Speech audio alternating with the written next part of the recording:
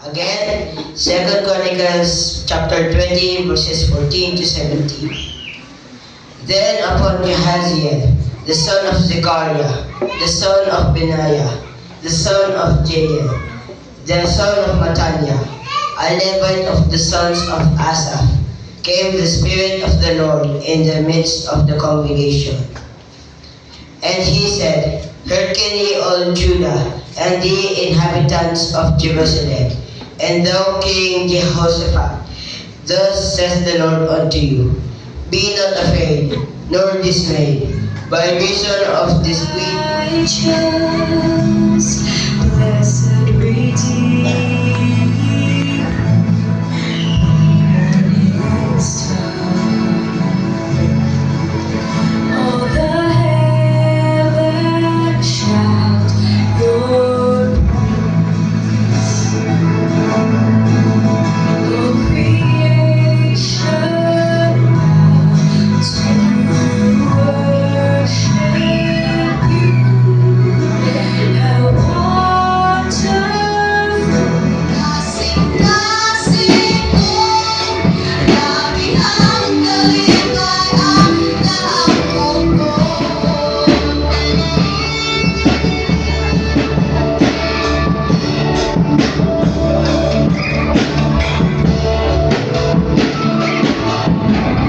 Salamat.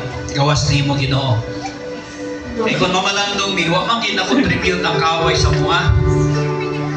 Ang tanan niya kayuhan niya mga dawat, kini gikan kanimo. Usa salamat Ginoo nini oras kanimo. Tungod sa nagkadaiya nga mga panalangin, kay imuhang gipasinati kanamo. Dili na mo ma-mention matag sa Ginoo kunon sa nikadaghan ang giluwas. I-redeem minimo Ginoo gikas kahong kaway from darkness to light and katagan minimo kagawasan. Ya kami makalagad ya kanimo. Usa salamat Ginoo sa tanan ni Ang Pangyasan Alliance Church himutang sa Sitio Pangyasan. Kisanti makilala ko tabato o kini natuko sa area nga gipanagyahan ni kanhi ani pampangan. So mo ni ang pinakauna na ditukuran sa simbahan. Actually, 1950s, adunay usa ka tawo nga gingandan og Vicente Robin nga miabot sa Sitio Pangyasan nga nagsugyot o nag-auhag sa mga tao sa mga dapit nga motukod og simbahan. O kini kauyonan sa mga tao nga membro mismo sa mga simbahan nga ang simbahan pagkatukuron sa area ni kaning pagpangan o ususab sa iyang pagtukod. Ang mga simbahan ipanganlan nila kini o Pangyasan Alliance Church nga kung asa si Mr. Impang Abeng maoy nagtudlo og Sunday School samtang si Mr. Vicente Robin maoy nagawa ni katag Domingo. Niadtong panahon na ang MAABS o Ako Alliance Bible School o nagpadala o mga estudyante aron sa pagbisita o pagtudlo o VBS Convocation Bible School matag adlaw Domingo. Pipila ka tuig ang milabay, tuig 1957, ang nagpasiugda sa pagtukod og simbahan nga si Mr. Vicente Robin nag-apply og trabaho sa usa ka kumpanya. Hinungdan nga ang ubang membro na bugnaw o hangtod nga nawala na ang mao simbahan tungod kay kini nagubanan. Apan ang ubang mga membro nagpabilin, nagbanhin na lang sa Center Crisanti Alliance Church akong asa ang nasayon nga host, Pastor Jose Reverend Alinio. Milabay ang pipila ka tuig, naghangyo ang mga membro gikan sa Pangyasan Alliance Church ngadto kang Reverend Alinio nga kung mahimo tukuron pagbalik ang simbahan sa Pangyasan Alliance Church isig extension sa Center Crisanti Alliance Church tungod kay usahay dili makasimba ang uban tungod sa kalayo ug labi na panahon kong tigulan. Gitukutan ni Reverend Alinio ang maong hangyo sa mga membro apan ubos sa usa ka kondisyon nga makausalang sa usa ka bulan siya mobisita tungod kay aduna na may masaligan nga simbahan sa simbahan nga motudlo Sunday School nga mao si Mr. Impang Abeng. Apan samtang wala pa matukod ang simbahan, temporary usa nga gihimo nga tigumanan ang balay ni Mr. Budoy Duwali. O diri namog na ang plano nga magtukod na og simbahan sa area ni Mr. Luis Buti. Ang nagplano sa pagtukod sa simbahan mao ang mga original nga mga membro nga gipamuluhan nila ni Mr. Luis Buti, Mr. Iranon Pampangan, Mr. Tungkaling Sanik, Mr. Gregorio Naat, Mr. Akiman Matuti, Mr. Imbang Abe, Mr. Kali Pampangan o Mr. Sinigunyo Bilitis. Nagdesisyon usap sila nga ibalik lang gihapon ang pangalan sa simbahan nga pamayasan Alliance Church. Sa diha nga mipuli na usap si Reverend Kanta, isipos Pastor sa Center Vicente Alliance Church, formal nga iyang ibutangan o mga magtutulo ang simbahan nga mao sila si Mr. Arsenio Alupit sa devotional o Mr. Rufino Manchana sa Sunday School.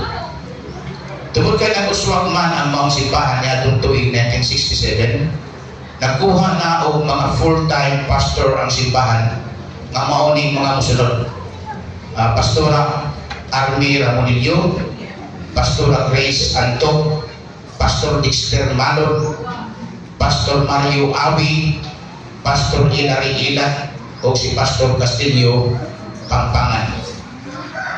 Niadtong tuwing 1980, naghangyo ang mga membro nga naa sa highway, nagpuyo nga magtukod o extension nga simbahan sa highway o kini pagkatukoron sa area ni Mr. Linguna Muti.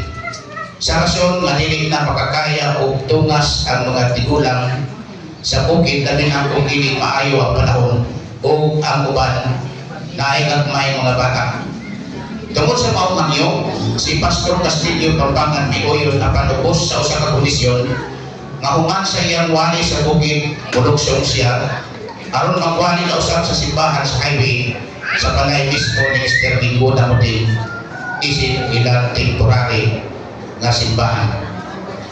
Tuwing 1985, miabot ang kasabog sa bukid tali sa militaryo NPA. Pipila ka mga membro mibanhin na sa highway apan ang uban nagpabilin ng gihapon sa bukid. Tungod sa mga sitwasyon nga nagkainit ang kasabog, wala na'y nagpabilin ng mga membro sa bukid kay gideclare naman sa military nga no man's land ang baong area. Ang mga membro church ministry team nagpahigayon ng usa ka meeting aron magyoon ang pamilya ni Mrs. Dominga Naan nga mag-donate og area aron pagatukoron sa simbahan tungod kay mas duol na sa highway ang ilang area kumpara sa area ni Mr. Luis Muti. Tungod kay wala minumili ang pamilya ni Mrs. Dominga Naan, ilang i-donate ang area nga gitukoran sa simbahan o itrabaho dayon sa mga membro ang pagtukod sa mga simbahan pinaagi sa Pinakasi or Bayanihan. Tuwing 1995, si Pastor Castillo Pampangan asayon sa laing simbahan o si Pastor Olong Lugit mao'y ipuli kaniya is full-time ministry worker sa Pangasinan Alliance Church. Sa susamang tuwing 1995, si Samuel Manuel nga kanhi kapitan sa Barangay Quisante nagsuggest nga ipabalhin ang simbahan sa highway kay mag-donate siya o kaya sulod sa exist sa ilang yuta sa 30 meters road right of way tungod kay gusto po daw niya nga makasimba ang iyang mga bata panahon sa Domingo. Miuyon ang mga membro sa mga offer o iplano dayon ang pagpatukod sa simbahan pinaagi sa tabang usab ni Kapitan Samuel Manuel. Tuwing 1998, nagplano ang district na usabon pagbalik ang simbahan sa Buti o pamayasan na Alliance Church. Panahon nga si Reverend L.D. Pulsos salutan pa ang DMS tungod matod pa sa policy sa Kamakop National nga dapat 1 kilometer ang distance sa magkakasimbahanan apan wala magkasinabot ang duha ka partido tungod ni mga musunod nga mga rason. Ang rason sa muting dili sila musugod nga mabalhin sa Pamayasan Alliance Church tungod kay walay donation ang area ang gitukuran niya og naa sa 30 meters road right of way kahimutang ang building o delikado po daw sa mga bata kay base o magtabog-tabog sa highway o niya maligsan. Okay, kanang area nga naanin ha, part pa na sa 30 meters right away, no? So mga ingon nila nga dapat dilig kay wala malunig ang area, no? Then ang rason sa Pangayasan Alliance Church, musikot nga mausa pagbalik provided nga Pangayasan Alliance Church yapon ang ipangalan sa simbahan tungod kay mauman ang original nga pangalan niini sa pa sa mga katigulangan sa unang panahon. Tungod niining maong mga rason wala madayon ang nga usahon pagbalik ang duha ka mga simbahan. Sa dihang nabalhin na sa highway ang Pangayasan Alliance Church, adunay pipila ka mga church ministry workers. Ang nasayon niini nga mao kini mga mosunod: Pastor Sandy Uding, Pastor Magwan, Pastor Edgar Paco, Pastor Esther Torres, Pastor Francisco Pampangan, Pastora Jocelyn Bihog, Pastora Mila Lauda, Pastora Farasa, Pastor Jiliton Limama, Pastora Annalyn Laidan, Pastor Martulan Guabong, Pastor Jordan Mantawin, Pastor Castillo Pampangan, and then ang nagpuli kay Pastor si Pastora Elsie May Umpat. Si Pastora Elsie May Umpat nag-decide sa pag-resign isip host pastor sa Pangayasan Alliance Church. Human siya mag-graduate of midwifery course sa Makilara Institute of Science and Technology. Tuwing 2019 ay tabo ang usa ka makusog nga linog nga intensity 7.2 magnitude. Ang mga hinungdan nga naguba at ubang bahid ini maong building o gisundan usab sa usa ka makusog nga baha nga hinungdan sa pagka-landslide sa kilid nga porsyon sa mga simbahan o mga hinungdan nga ang CFD o mga membro naka-design nga magtukod na po ng bagong building isip ikaunom nga pagbalhin ini mga simbahan. So mga ni ang ikaunom na, no? Nga pagbalhin.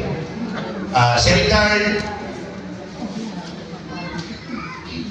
saan na wala pa matukod kining maong building sa simbahan sa Pangayasan Alliance Church, Secretary Reverend Faustino T. Pampangan ang among gikuha nga acting host pastor while ginatrabaho pa ang simbahan.